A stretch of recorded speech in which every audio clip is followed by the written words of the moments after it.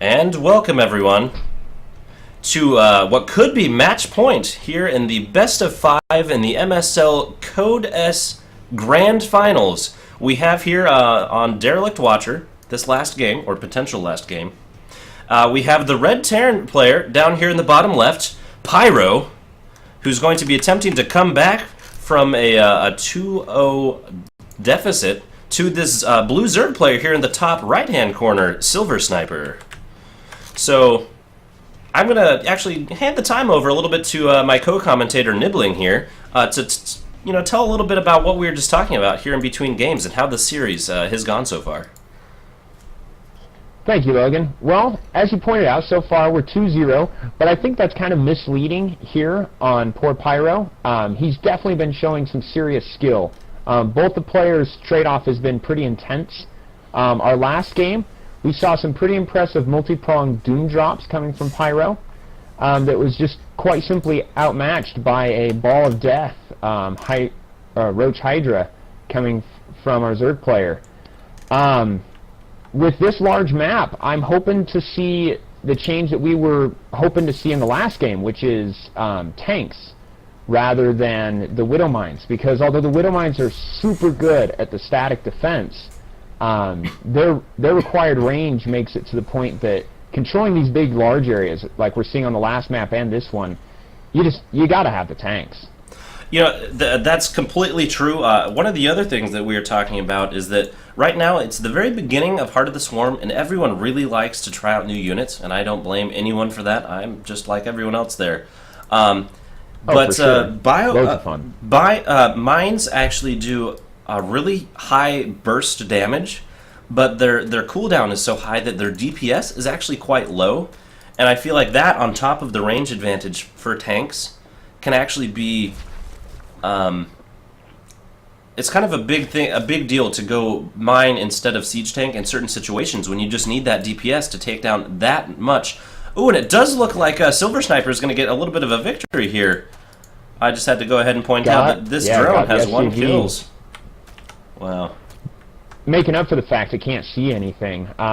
This is the first game of the 3 that the wall has come up fast enough that SilverSnyper doesn't know what's in the base, which could really help out pyrO. It's true. That's one thing that the Terran always have going for them is they can choose to deny scouting at any point in time. And as long as that wall goes up immediately, it's actually, there's not much the other person can do. And also, I just wanted to call out one other thing that you mentioned early on is that I do also agree that although the series is so far 2-0 in favor of SilverSnyper, I don't feel like it's a terribly accurate reflection in terms of the skill level between these two players. I think what actually ended up happening in the first game was these are all best of 5 series. Both players open up. They've not really seen much of each other's play. They don't really know what's going on. And they both try their builds. SilverSnyper does a really heavy 2-base aggression and then expands, whereas pyrO favors the, expand, and then eventually attack type of model. In fact, we've never seen pyrO want to go and attack on his own terms, other than from being from a place that's a little bit behind. And so I think the first game he actually ended up tapping out a little bit early, just from the sheer fact that he was not used to the playstyle of his opponent. He didn't really know what was coming up. And instead, in the second game, we saw a much longer game as he was a little bit more prepared for what might be coming at him from SilverSnyper. I would agree. That lack of desire to go out and put pressure on the Zerg player, unfortunately, is definitely something that you have to have in a TVZ, I think, because the ability of Zerg to expand behind you and to replace army units is too strong. And that's why I like seeing the Doom drops, because that's sufficient. But again, he doesn't do that until the heat is on. I'd kind of like to see some early aggression, but it looks like we're going to do our 2-base arrangement again, and we got a factory with reactors, so I'm thinking Hellions. Yeah, I want to point out we haven't been talking much about the builds at this point in the game, and it's actually because it's been exactly the same as it has been every other game this series so far. We see 4 queens, 2 base, now going up to 4 gas geysers for SilverSnyper with the wall made out of evolution chambers and a roach warren. And back home for pyrO, we see that third command center going down with the reactor factory and one barracks at this point in time. So we'll have to see if once again pyrO can continue to hold off this pretty heavy aggression that should be hitting here in about a minute or so, maybe 2 minutes from SilverSnyper, because now that Roach Horns are just about done. But I'd like to point out he doesn't have enough supply or bank to really produce many roaches at this point in time. And interesting, I do see one small difference. Looking at the production tab, I see +1 melee weapons going down. Which if you're going really heavy Roach Hydra, generally you'll see +1 armor. Ooh, now we see what the difference is.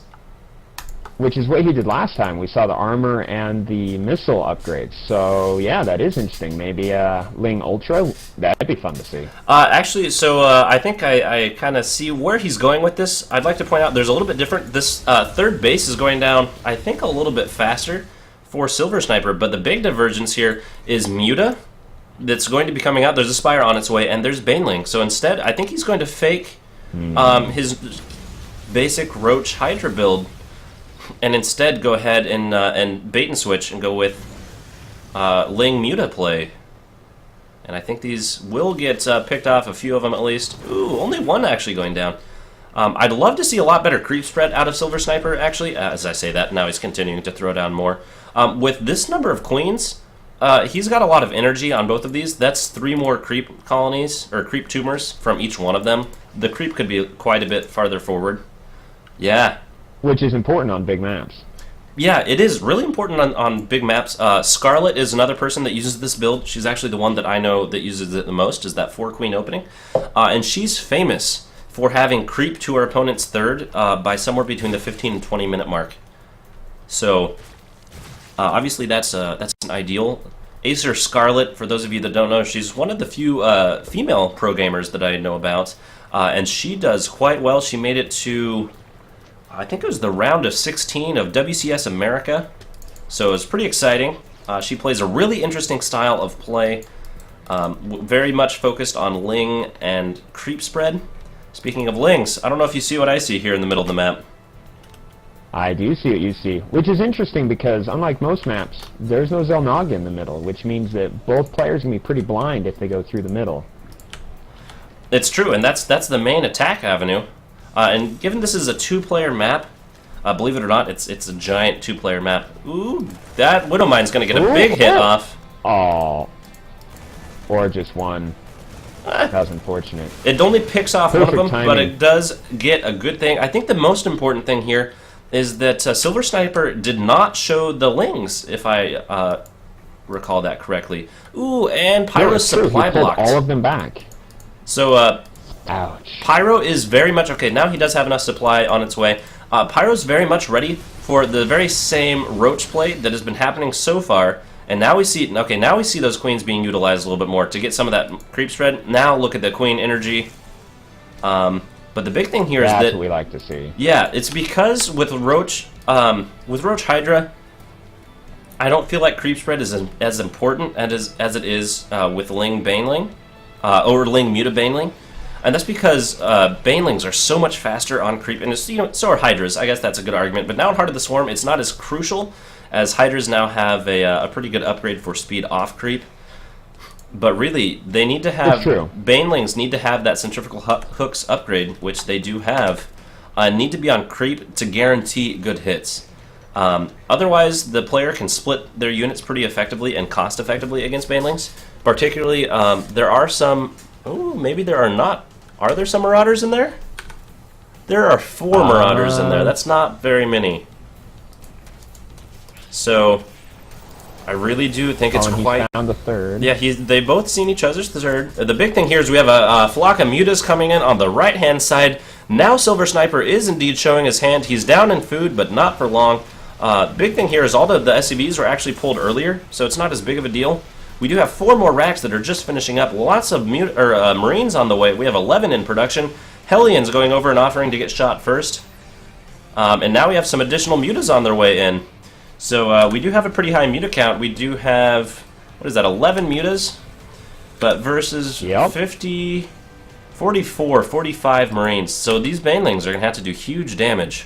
Now that the mutas have been revealed, I'm really interested to see what the response from pyrO is. So in the army size, they're actually almost identical. The unit count actually is very similar. The SCV count is only 7 less than the drone count. You do see +2 almost finished up for this Terran army. It's just how is he going to be able to deal with these mutas? There's no turrets in production. There's no Thors in production.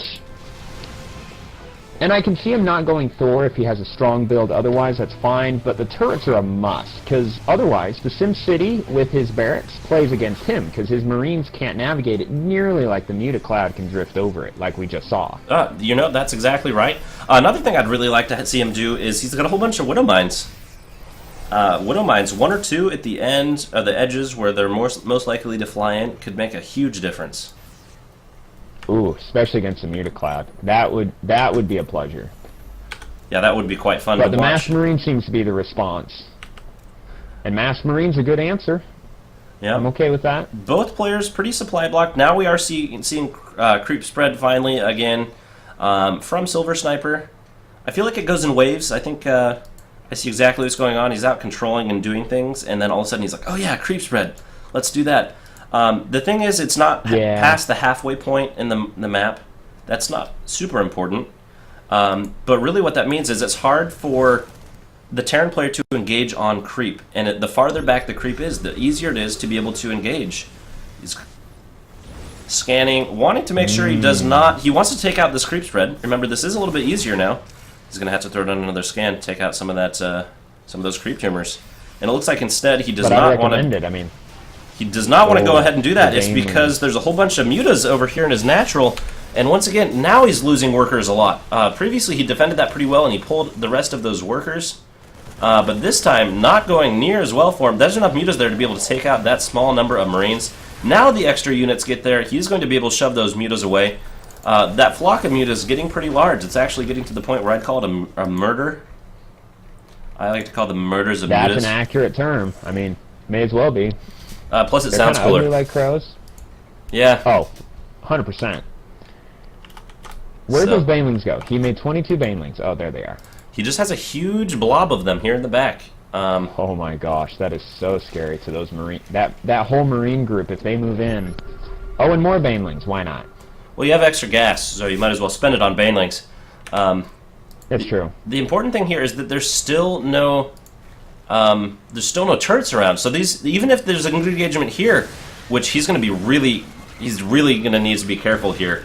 He's trying to trigger those Widow Mines by sending out a few lings at a time, and there's those mutas. He's got to be really careful, as this whole army of SilverSnipers is very, very mobile, and he could easily be caught off guard, and he's being very kind of dangerous here, being on creep, so... It's really going to come down to how this engagement goes. If the banelings connect, I feel like that's game over. If the banelings don't connect very well, it's actually going to go really well for pyrO. pyrO is maxed. He is getting a pretty good bank. We still don't see any turrets in production. Still nothing else. He is maxed. Do we have... We don't have 3-3 going down yet. Here comes an engagement. Okay, all the banelings here, all those Marines got stuck in the side, dropping by a whole bunch of food immediately, and pyrO's going to say GG immediately, so... Wow. More than 2 dozen acid baths. It doesn't do well to a contingent. It just doesn't. Yeah, these the few units that are left are unsurprisingly all Marauders, actually. Marauders don't take additional bonus damage, and I feel like... So once again, that was a really close game. I think there, SilverSnyper actually caught pyrO a little bit off guard, as this was the only time they build. And actually the mid-game was different than it had been before. I feel like pyrO was very well prepared for another Roach Hydra kind of all-in type attack. But this time, that's not exactly what SilverSnyper was doing. He was instead tech switching on him and go ahead and surprised him a little bit, which he did really well. You know, he hid all of those links for a while. Executed perfectly. The mutas here were able to keep those forces back for a little bit longer until he could get a higher baneling count and get a little bit better creep spread. And I think it really just came down into the fact that pyrO was just taking a little bit more risks than perhaps he needed to by advancing it onto creep. He was trying to round his way up into that main, or up into that third base, and I really feel like that was what ended up losing the game for him, as all those units were all clumped up together. And if you look at the army size, I mean, only a few units were lost from SilverSnyper. He only sent a small amount of his units, just saying, you know, I think we'll see what happens here. And it just so happens everything was clumped up into an almost perfect ball, and they chewed right through it. Yep, and I said it once, I'll say it again. I think that even a thin tank line there at the edge of the creep to fall back to would have made all the difference in this game. It's true. So all the difference. Either way, excellent set of games here in the MSL Code S. This was the first set of grand finals that I'm going to be casting. I'm still waiting for the other games to be completed, but here at the highest level of play in the MSL, we see everyone with super high APM, some really exciting games. I feel like everyone did well, and that I will be really excited to see how the MSL Season 2 ends up going. So thanks everyone for watching. Thank you very much, Nibbling, for co-commentating these with me. And we hope to be able to do this again sometime soon for the MSL Code A and Code B grand finals.